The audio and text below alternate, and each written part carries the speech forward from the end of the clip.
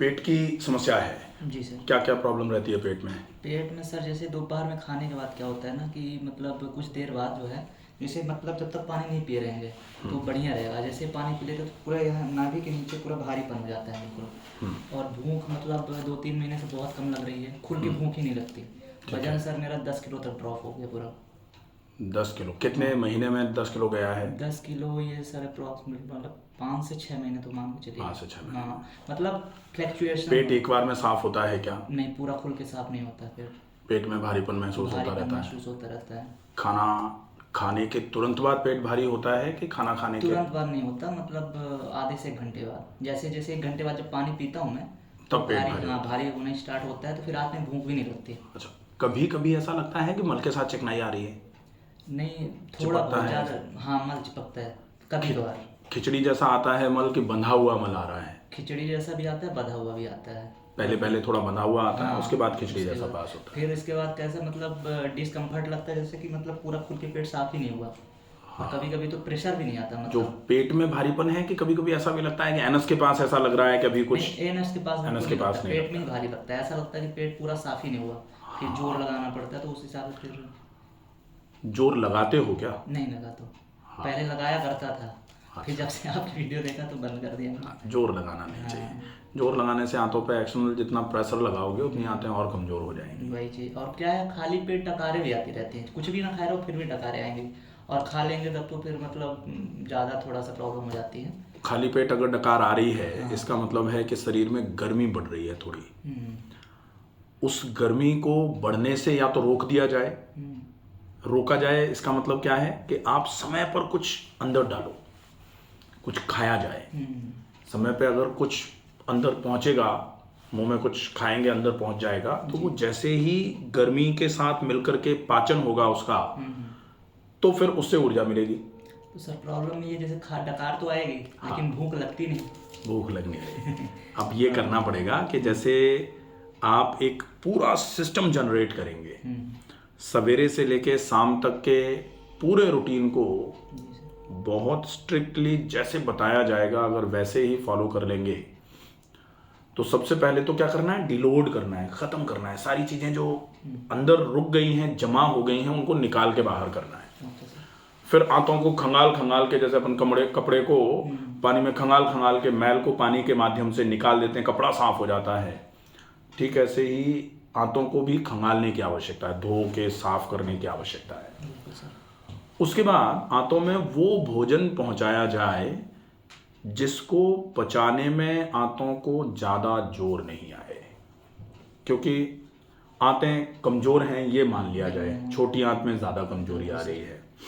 छोटी आंत में कमजोरी है और मुझे खुद से मतलब ऐसा लगता है कि मैंने थोड़ा सा भारी भोजन करके, और मैंने बिल्कुल सेडेंटरी लाइफ स्टाइल जिसको बोला जाता है, वो सबसे ज़्यादा नुकसानदायक है। भोजन तो कर लिया भारी, और लाइफस्टाइल में अगर व्यायाम नहीं जोड़ा तो निश्चित ही ये मानो कि ये सबसे बुरा कॉम्बिनेशन होता है।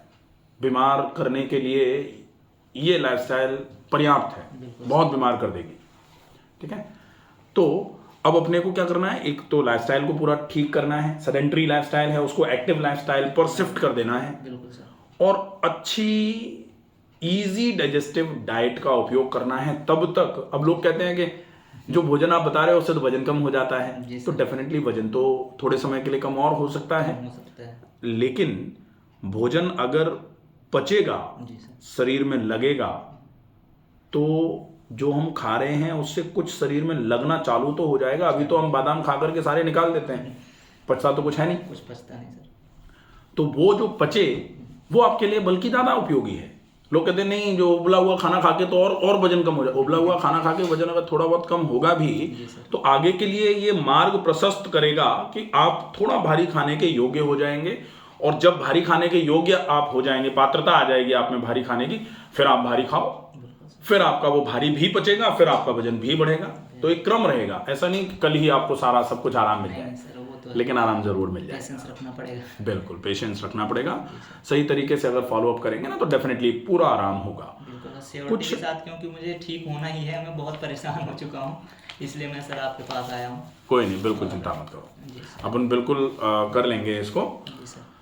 रूटीन जो है उसको अपन जैसे 3-4 भागों में डिवाइड कर देंगे। Okay sir. सबसे पहले रूटीन को, और भी है मेरे को, जैसे ओवर थिंकिंग बहुत होती है। ओवर थिंकिंग तो इस समस्या का ही हिस्सा है, ये कोई अलग बीमारी नहीं है। करना क्या पड़ेगा, अपने को इस हीट का नेचर जो जनरेट होता जा रहा है शरीर में अग्नि की प्रकृति आती जा रही है। अच्छा। अग्नि की प्रकृति क्या होती है, जलाने की। तो अग्नि की प्रकृति सेकने की भी होती है, रोटी सिकती भी आग पे ही है लेकिन जलती भी आग में ही है।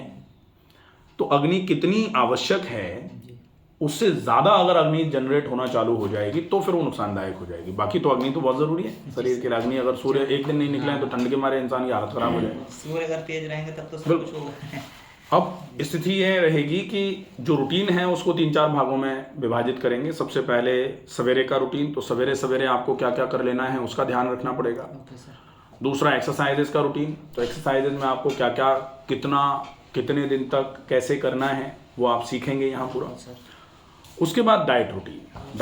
डाइट को हम 3 भागों में डिवाइड कर देंगे। पहले 21 दिन के लिए एलिमिनेटिव डाइट रखेंगे जो गंदगी को निकालने में थोड़ी मददगार साबित होगी। दूसरे में फिर अपन थोड़ा सा रखेंगे सूदनिंग डाइट, और फिर अपन सूदनिंग के साथ में रिकंस्ट्रक्शन और सूदनिंग दोनों को मिला करके रखेंगे। ठीक है, तो ये चीज़ें आ जाएंगी आपकी।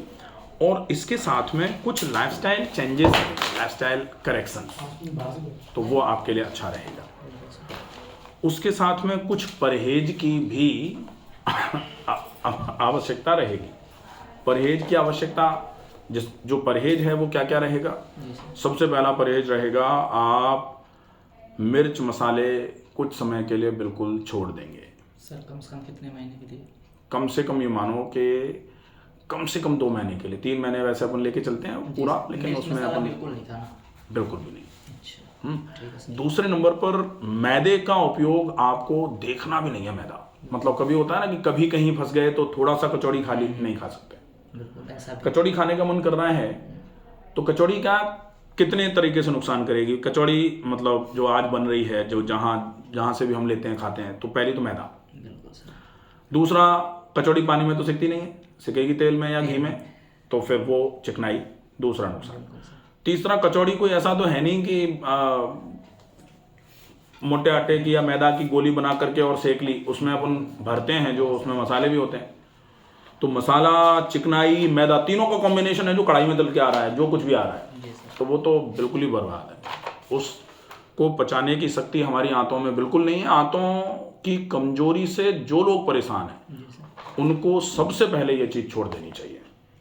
उसके बाद फिर खाने पीने में जो छोड़ने की चीज़ है वो है ज़्यादा मात्रा में मसाले जो इसमें आ जाएंगे। अपने मसाले आ गए, मैदा आ गई, चिकनाई आ गई, और फिर कोशिश करना है कि तनाव ज़्यादा नहीं रहे। स्ट्रेस जो है ना वो भी एक बड़ा फैक्टर होता है इस बीमारी को बढ़ाने में, तो स्ट्रेस तो थोड़ा कम रहना चाहिए, बहुत ज़रूरी है। सर स्ट्रेस के लिए क्या कर सकते हैं? स्ट्रेस के लिए सबसे अच्छा तरीका है आप व्यायाम करिए। तनाव क्या कर सकते हैं? मतलब व्यायाम में आप टहल लो, थोड़ा प्राणायाम कर लो, क्योंकि स्ट्रेस के लिए छूटते ही लोग कह देते हैं ध्यान करो। मेरे हिसाब से, मेरा पर्सनल ओपिनियन ये है कि ध्यान एक अभ्यास के बाद आप पात्र होते हैं ध्यान करने के लिए, तो आपको डायरेक्ट ध्यान करना भी नहीं चाहिए, कराया भी नहीं जाना चाहिए। सबसे पहले आप व्यायाम कर सकते हैं, व्यायाम से शरीर का शोधन करें और शुद्ध शरीर से ध्यान किया जा सकता है, तो उसके बाद फिर अपन ध्यान की तरफ बढ़ेंगे। ध्यान करने की स्थिति में आ गए तो ये तनाव तो दूर ही हो जाएगा, तनाव नहीं रहता फिर। जी सर। हाँ, तनाव को दूर करने के लिए लोग ध्यान नहीं करते थे, ध्यान करते थे आगे बढ़ने के लिए और आगे चले जाएं उसके लिए। ठीक है, तो वो अगर अच्छे फॉलोअप पे आ जाएंगी ये सारी चीज़ें, डेफिनेटली आपको सबसे ज़्यादा फायदा करेगा ये रूटीन। इन सारी चीज़ों को अपन अच्छे तरीके से फॉलो करेंगे, और फॉलो करने के लिए क्या क्या उपयोग मिलेंगे, किस किस तरीके से फॉलो करेंगे, ये अपन एक बार पूरा अलग से देखते हैं। ठीक है।